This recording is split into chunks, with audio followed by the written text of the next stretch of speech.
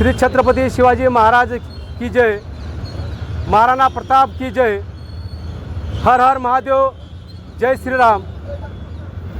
आज आपण महाराणा प्रताप पुण्यतिथी निमित्त या ठिकाणी आपण जमलो आहोत।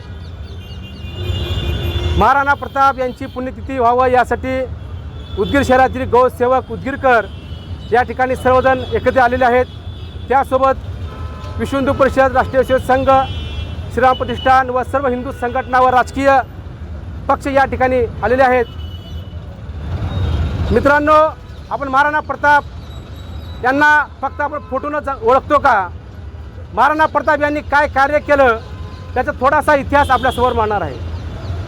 महाराणा प्रताप यांचा जन्म झाला त्यावेळेस मुघलांचं म्हणजे इस्लामांचं आक्रमण आपल्या या भारतावर होतं।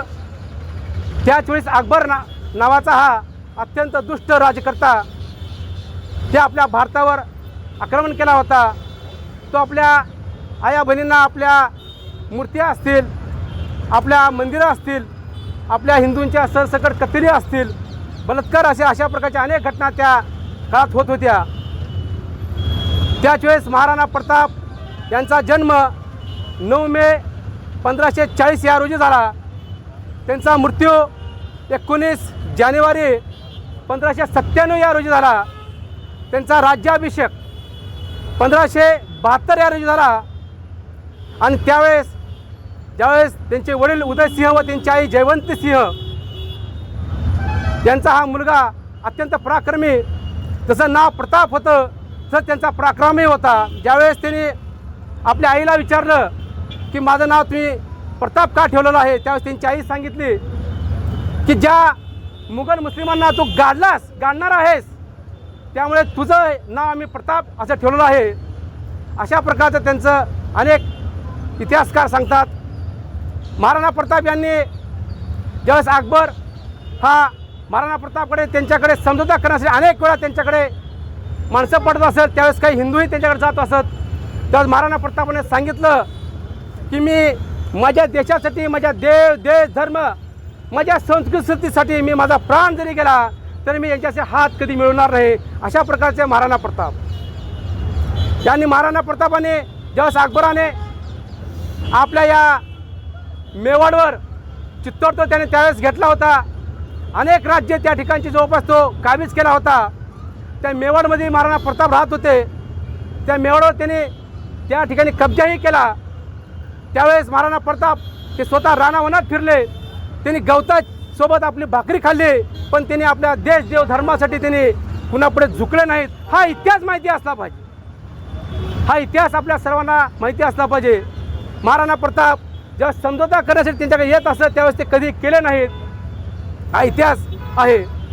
आणि ज्यावेळेस हा महाराणा प्रताप ऐकत नाही, ज्यावेळेस त्यांना असं वाटलं त्यावेळेस अकबराने फार मोठी फौज त्यांच्याकडे पाठवली। त्यावेळेस महाराणा प्रताप जसे आज हिंदू संघटना आहेत, या हिंदू संघटनेमध्ये कुणाला काही पैसे मिळत नाहीत किंवा काही कमाई मिळत नाही म्हणून या ठिकाणची हिंदू संघटनाच्या कार्यकर्त्यांची संख्या कमी आहे, पण ती जी संख्या आहे ती मनातून येणारी संख्या आहे, ना की पैशाने विकत घेणारी, ना स्वार्थी आहे, ना आम्हाला 4 पैसे मिळतील म्हणून ते काम करणारे। तशाच प्रकारचे महाराणा प्रताप यांची संघटना म्हणजे महाराणा प्रताप यांच्यासोबतचे जे सैनिक होते ते देखील अत्यंत अशाच प्रकारचे 10,000 सैन्य होते। आणि येणारी ही मुस्लिम सेना त्या ठिकाणी जवळपास 80,000च्या पुढे संख्या होती। आणि यांचा हल्दी घाट या ठिकाणी फार मोठे युद्ध झालं। आणि या युद्धामध्ये ज्यावेळेस बहलोल खान, अकबराचा मुलगा जहांगीर व तसेच जगमहाल अशा प्रकारचे अनेक सैन्य त्या ठिकाणी त्यांचे सरदार वगैरे आले होते। त्याच वेळेस ज्यावेळेस महाराणा प्रताप यांनी त्या बहलोल खानावर आपली तलवार चालवली आणि त्याचे 2 भाग केले, त्या घोड्याचाही 2 भाग झाला, असा आमच्या महाराणा प्रतापाचा इतिहास आहे। त्याच वेळेस जो अकबराचा मुलगा जहांगीर याच्यावर तो हत्तीवर बसला होता, त्याचा घोडा त्या हत्तीवर पाय ठेवला आणि त्याच वेळेस त्यांनी भाला फेकणार, त्यांच्या घोड्याचे पाय त्या तलवारीने कापण्यात आले आणि तो निशाणा चुकला आणि त्याच्या मौतमध्ये बसलेला जो सैन्य होता त्याचा त्या ठिकाणी खात्मा झाला। आणि दुसरा एक सरदार जो आला होता त्याचाही त्यांनी त्या ठिकाणी पराभव करण्याचा प्रयत्न केला, पण त्याच वेळेस त्यांच्या ज्या सोबत ज्या बंदुकी होत्या त्या बंदुकीने महाराणा प्रताप यांच्या पायावर गोळी लागली आणि त्या ठिकाणाहून त्यांनी सांगितलं मी या ठिकाणी जाणार नाही, माझा प्राण जरी गेला तर मी माझ्या धर्मासाठी, माझ्या संस्कृतीसाठी मी या ठिकाणी बलिदान करेल, अशा प्रकारचा महाराणा प्रतापांनी त्यावेळेस सांगितलं. पण त्याच्यासोबतचे जे सैन्य त्यांनी सांगितलं की तुम्ही वाचलात तर हा देश वाचेल, तुम्ही वाचलात तर हा राष्ट्र वाचेल, तुम्ही वाचला तर देव वाचेल, तुम्ही वाचला तर हा मंदिर वाचेल, तुम्ही वाचला तर आया बहिणींची इज्जत वाचेल, तुम्ही वाचला तर आमची संस्कृती वाचेल. अशा प्रकारे त्यांना समजावून सांगितलं. त्यांनी त्या ठिकाणून जाण्याची भूमिका घेतली. त्यांचा एक भाऊ होता शक्तिसिंह, हा देखील ज्यावेळेस महाराणा प्रतापच्या ज्यावेळेस त्यांनी चालले होते त्याच्या पाठीमागे काही मुघल सैनिक लागले होते, त्याच वेळेस त्यांनी त्या मुघल सैनिकांना संपवलं आणि ते महाराणा प्रतापची भेट झाली. दोघे भाऊ त्या ठिकाणी भेटले. त्याच वेळेस त्यांचा घोडा हा 25-27 फुटाहून उडी घेतलेला हाही इतिहास आपल्याला माहिती आहे. अशा प्रकारचे महाराणा प्रताप यांनी कार्य केलं. त्यांनी आपल्या स्वाभिमानासाठी, आपल्या आत्मसन्मानासाठी, आपल्या संस्कृतीसाठी त्यांनी कसल्या प्रकारचं तडजोड केली नाही जीवनामध्ये. आपण जर हिंदू धर्मामध्ये आलो आहोत, आपण जन्मलो आहोत, आपण अशा प्रकारचीच भूमिका या ठिकाणी घेतली पाहिजे. आज जे आपल्या आया बहिणीवर लवजाद असेल, अनेक वेळा अनेक ठिकाणी आपल्या जमिनी कब्जा करण्याचे असतील, जे की आज उदगीर शहरामध्ये 2 जे अत्यंत उदाहरण आहे, जे की पत्त्यावर चोक आपल्या हिंदू बांधवांना जे मोठमोठे दुकान त्या ठिकाणी खुल्लं केलं जात नाही. तसेच भविष्यामध्ये उदगीर किल्ला हा देखील एक फार मोठा चिंतेचा विषय, हेही आपण लक्षात घेतलं पाहिजे. आणि एवढंच नाही, जे आजकाल आपले राजकीय लोक असतील, जे राजकीय कोणत्याही पक्षातले असो, त्या ठिकाणी ज्या लोकांनी ज्या ठिकाणी टोपी घालून त्या ठिकाणी ज्या आपल्या हिंदू समाजावर ते भविष्यामध्ये ज्यावेळेस गरज पडते मदत करतील का, हा मोठा प्रश्न आहे. त्याचे आपण चिंतन केलं पाहिजे. जसा ज्या महाराष्ट्रामध्ये ज्या रजाकारांनी आपला अन्याय केला होता, त्याला पेटावून लावण्यासाठी सरदार वल्लभभाई पटेल होते, पण आता MIMचे 125 सीटा या ठिकाणी आले. हे देखील चिंतेचा विषय आपण विषय ग्रहण केला पाहिजे. MIMची संख्या का वाढली, तर ज्या पक्षातील काँग्रेस, राष्ट्रवादी असतील, आणखी कोणते पक्ष असतील, त्या पक्षामध्ये मुस्लिम संख्या त्या ठिकाणी निवडून येत होती, पण त्यांना त्यांच्या विचाराचा ज्यावेळेस पक्ष भेटला तेव्हा ते तिकडे गेले आणि ते निवडून आले. हा चिंतेचा विषय आहे. त्याच्याच प्रकारे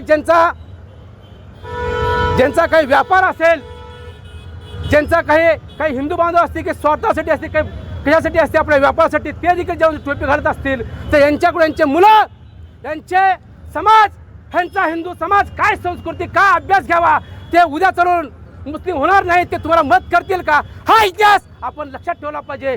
यासाठी सांगतो, आपला प्राण जरी गेला तर छत्रपती संभाजी महाराज, महाराणा प्रताप, गुरु गोविंद सिंग, त्यांचे 2 मुलं, आठवा असा आपला इतिहास, ज्यांनी या तलवारीच्या धारवर चढवून आपला इतिहास घडवला, असे महाराणा प्रताप यांचा इतिहास आपण विसरायचा नाही. ते कुणा जातीचे नव्हते, ते होते, ते फक्त हिंदू धर्माचे होते, हे आपण लक्षात घ्यायचं आहे.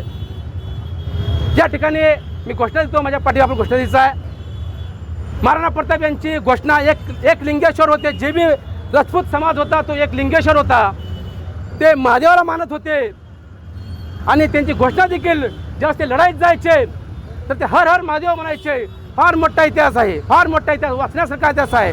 ज्या राजपूत समाजामुळे 500 वर्ष मुस्लिम इस्लाम आक्रमक या भारतावर राज्य करू शकला नाही, हा इतिहास दडपण्यात आलेला आहे. हा देखील आपला इतिहास माहिती असता वाचन करा. असत्यमेव जयते असं फार छान पुस्तक आलेलं आहे. स्वातंत्र्यवीर सावरकरांचं देखील 6 सोने पाणी, याच्यामध्ये आपला फार मोठा इतिहास चांगला सांगितला, आपण वाचा, लक्षात येईल. महाराणा प्रताप सिंह की, महाराणा प्रताप सिंह की, जो तलवार की नोक पे चले, जो तलवार की नोक पे चले.